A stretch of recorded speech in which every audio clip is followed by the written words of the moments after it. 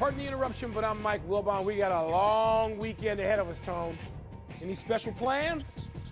I'm Tony Kornheiser. I'll probably head upstairs at some point. Wow. I might go outside, Okay. walk the dog or something like that. Yeah, buddy. You know. Paint the town red with that, like aren't you?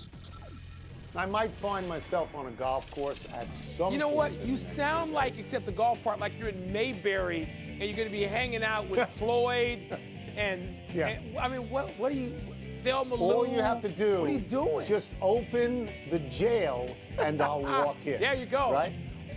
Welcome to PTI, plotline. boys and girls. In today's episode, the ACC gets bigger, Team USA gets tested, and Ronald Acuna Jr. hits a grand slam.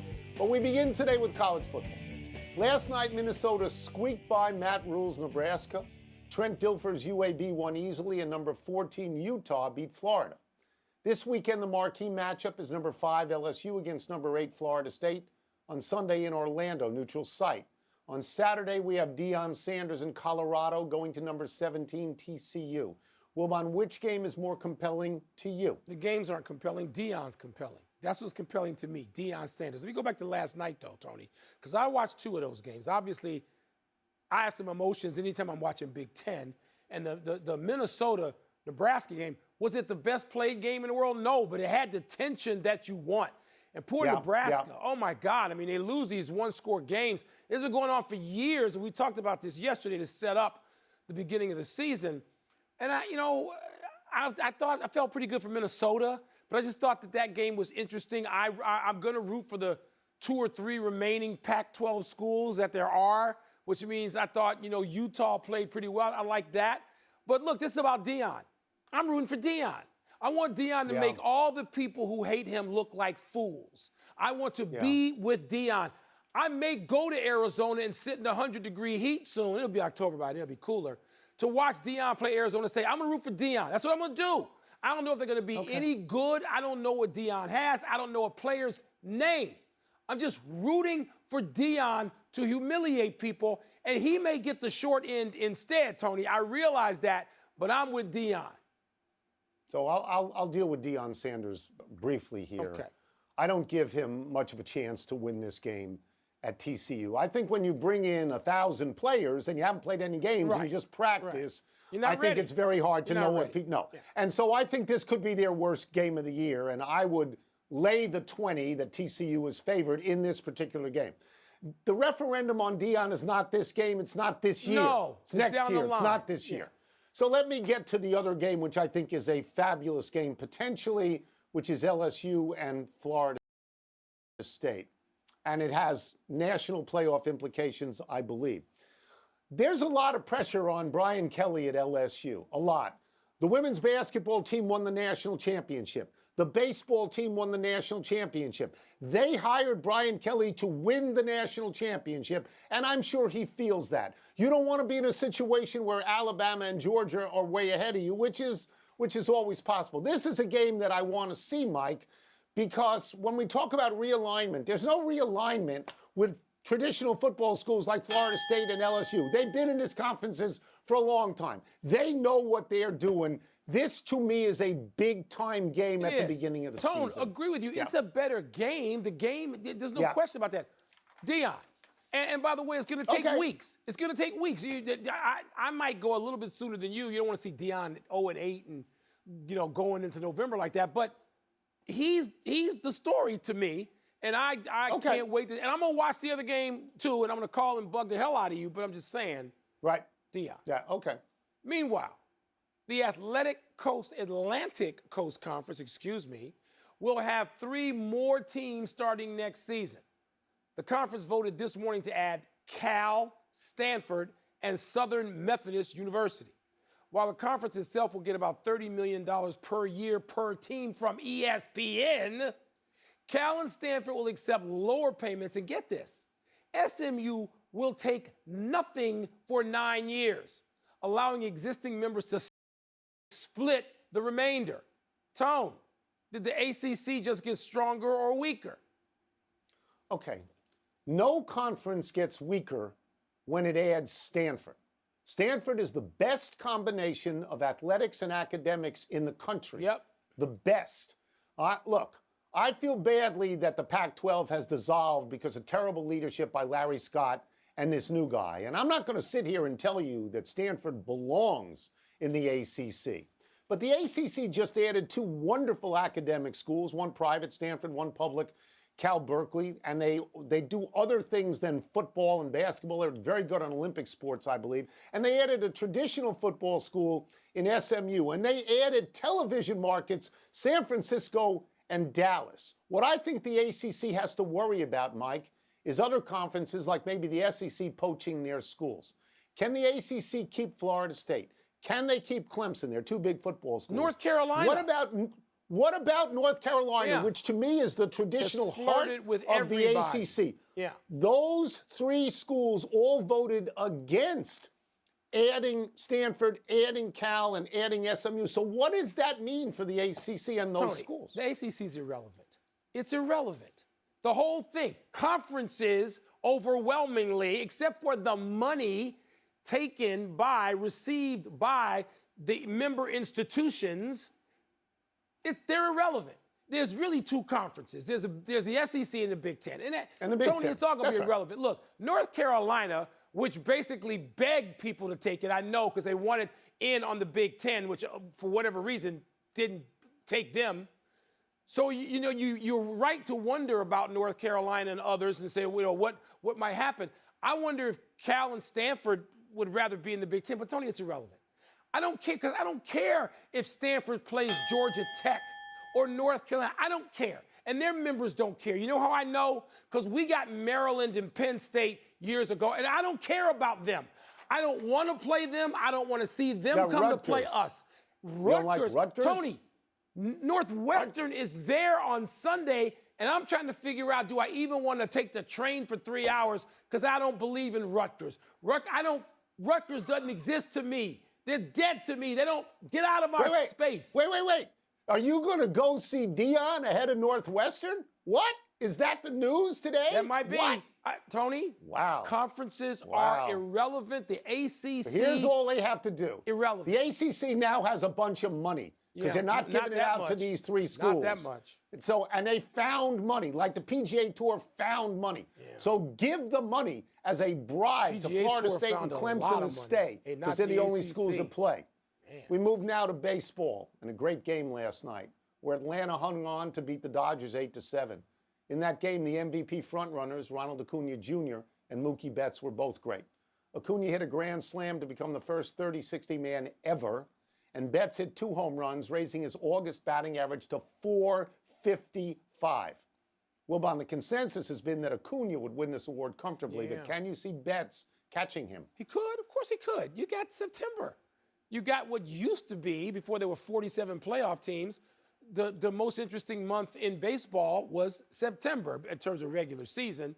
Of course, Betts can catch him. He's a great player. All the various stupid statistical analyses that you see at least do one thing. They put the month Betts just had, which you alluded to, with Ruth and Gehrig, or Ruth and DiMaggio, or DiMaggio and Gehrig, and you just go, my God, Betts just had a great month by any measure. So, of course, he can catch him. He's got September, and Betts can stay hot.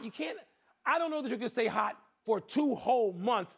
But, Tony, if he goes 2.5 weeks, he's going to cut the lead down. Acuna's out there, but he's also got some votes maybe going to some other teammates of his, and that may not help the race for him, but it's cool to watch it.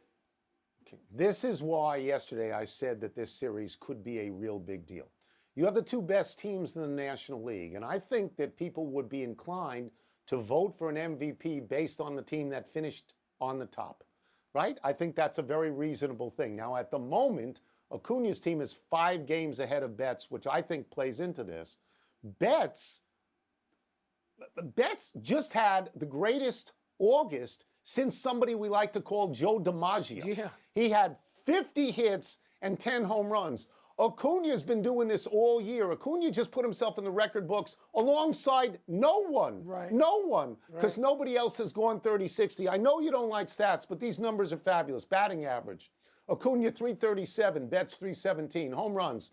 Betts 38, Acuna 30. RBI, Betts 98, Acuna 83. Stolen bases, Acuna 60, bets 10. OPS bets 1.034 and Acuna 0.992. I want to point something else out, Mike. The guys who are likely to finish third and fourth in the MVP are in this series also. In the series, yeah. Freddie Freeman is batting 338, and he's on pace to become the first guy to hit 60 doubles since 1936. I had no idea nobody had done that. And Matt Olson leads the league in homers and RBIs. So this is, if you're going to watch a series, and last night's game proved it, this is the one, right? Tony, it's watchable. It's just not important because they're both going to the playoffs. It doesn't, Tony, it really, Tone, it doesn't matter. Just appreciate the moment, I know you want Mike. it to matter because you and I want to get excited about September baseball. But, Tony, the players can't even feel what they felt for decades, for a century and a half, because they're all going to the postseason. It's like the NBA or the NHL. Grumpy. Huh? You're like taking a wet blanket and putting it on everyone's head. Yeah, I'll take it off in October. That. I'll take it off when we get to real games. And I feel that because I have no hair on my head. Let's take a break. Coming up, have the Guardians' new acquisitions. I hate that name. Put them in a position to overtake the Twins. No. Spoiler alert, no. And do Team USA struggles against Montenegro portend problems against Lithuania? And the Tone, it doesn't, the series doesn't matter. Doesn't matter. This is great baseball. That was a great game last night. It's great baseball. Yes, it wasn't the...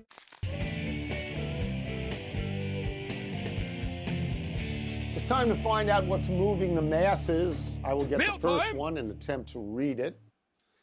After signing 3 pitchers off waivers, do you like the Guardians' chances of passing the Twins in the AL Central? Nah.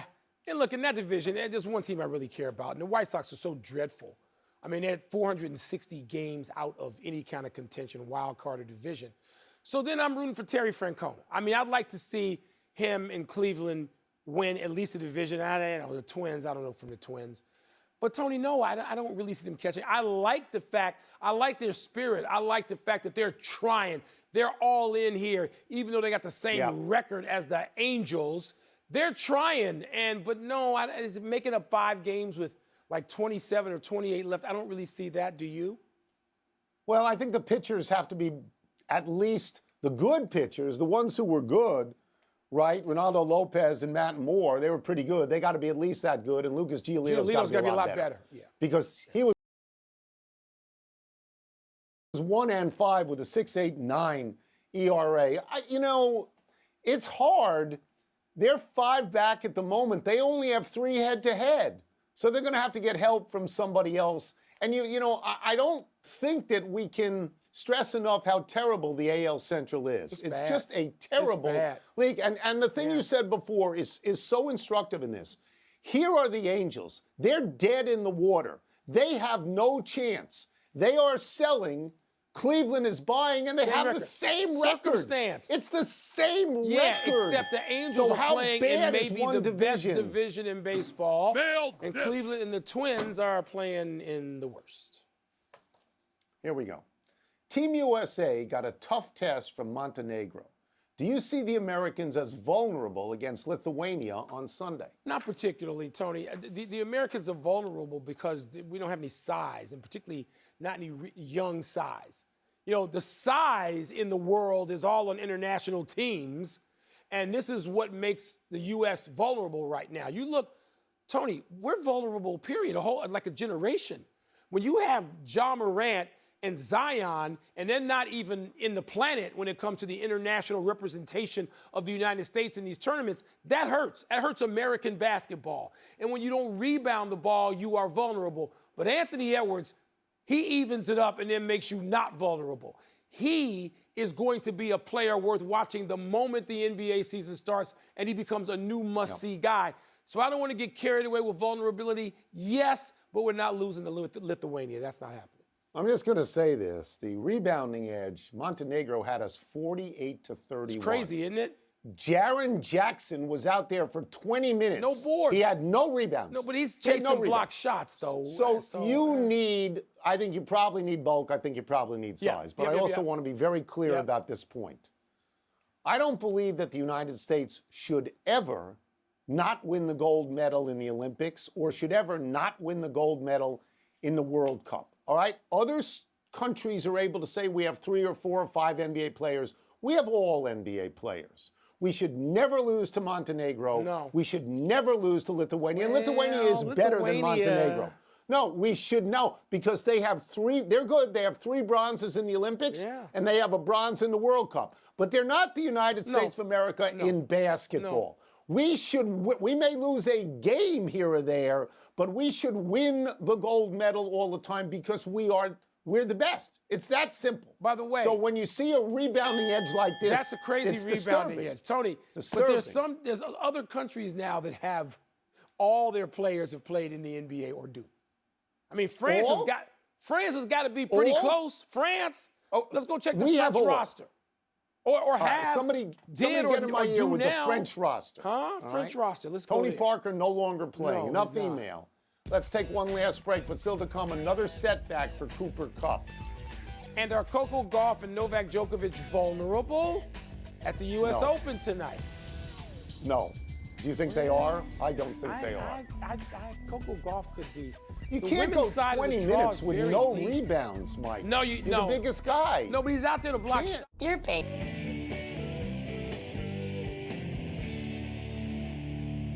Happy time, people. Happy 75th birthday tomorrow, Terry Bradshaw. Ooh. Bradshaw is one of the most popular and enduring figures in the history of the NFL. He was the Steelers' #1 pick in the 1970 draft out of Louisiana Tech. He joined a team that was 1-13 and quickly became a dynasty under Chuck Noll. Bradshaw was 107-51 as a starter in Pittsburgh, and he won 4 Super Bowls.